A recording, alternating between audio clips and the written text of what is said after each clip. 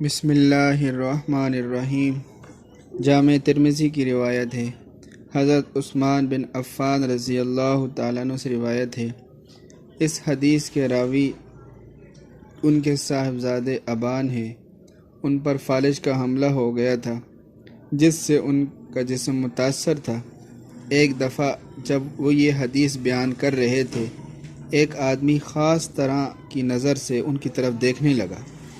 وہ سمجھ گئے کہ اس کے دل میں یہ اعتراض پیدا ہو رہا ہے کہ جب آپ یہ حدیث اپنے والد ماجد حضرت عثمان غنی رضی اللہ تعالیٰ عنہ سے سن چکے تھے تو پھر آپ پر فالج کا حملہ کیسے ہو گیا؟ اس حدیث میں تو اس دعا کی صبح و شام پڑھنے والے کے لیے ہر حادثہ سے حفاظت کی ضمانت بتلائی گئی ہے۔ ابان نے اس آدمی سے کہا، میاں دیکھتے کیا ہو، نہ میں غلط بیان کر رہا ہوں، نہ حضرت عثمان رضی اللہ تعالیٰ عنہ نے مجھ سے غلط بیان کیا تھا۔ حدیث بالکل صحیح ہے اور اس میں جو وعدہ ہے وہ برحق ہے۔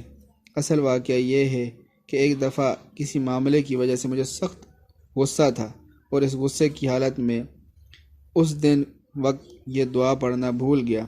اسی دن یہ فالج کا حملہ ہوا۔ چونکہ تقدیر الہی میں فالج ہونا مقرر تھا، اس لیے اسی دن بھلا دیا گیا۔ حضرت ابان رضی اللہ تعالیٰ عنہ کا یہ بیان بھی حدیث کے ساتھ سنن ابی داؤد اور جامع ترمذی میں مروی ہے۔ صبح و شام 3 دفعہ اس دعا کا پڑھنا اللہ کے نیک بندوں کے معمولات میں سے ہے اور بلا شبہ اس میں آفات ارضی و سماوی سے حفاظت کی ضمانت ہے۔ تو اس لیے ہمیں چاہیے کہ ہم یہ دعا بسم اللہ الذی لا یضر مع اسمہ شیء فی الارض ولا فی السماء وہو السمیع العلیم صبح اور شام 3 مرتبہ پڑھ کے اپنے جسم پر پھونک لیں۔ اور اس کے علاوہ مجرب عمل جو ذکر کیے جاتے ہیں ان میں سے ایک یہ بہت زیادہ مجرب عمل ہے کہ ہر فرض نماز کے بعد 3 مرتبہ درود شریف اور 3 مرتبہ الحمدللہ، 3 مرتبہ آیت الکرسی اور 3 مرتبہ آخری 3 کل، اور پھر آخر میں 3 مرتبہ درود شریف پڑھ کے ہر نماز کے بعد دونوں ہاتھوں پہ پھونک کے پورے جسم پر پھیرے۔ انشاءاللہ اس کی وجہ سے دیکھا گیا ہے کہ جسم کے کسی اعضاء کو کوئی بیماری نہیں لگتی اور ہر طرح سے وہ صحیح سلامت ہوتا ہے۔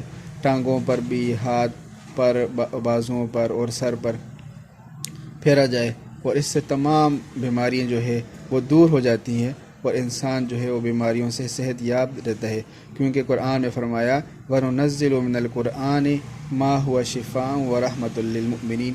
حقیقت میں تو قرآن ہی جو ہے وہ شفا ہے لوگوں کے لیے اور رحمت ہے، تو لہٰذا اس کا اہتمام کیا جائے۔ انشاءاللہ اللہ تبارک و تعالیٰ اس کے ذریعے تمام جو ہے وہ بیماریاں ہیں اس سے محفوظ فرمائیں گے۔ اللہ تبارک و تعالیٰ ہمیں اس کا اہتمام کرنے کی توفیق عطا فرمائے۔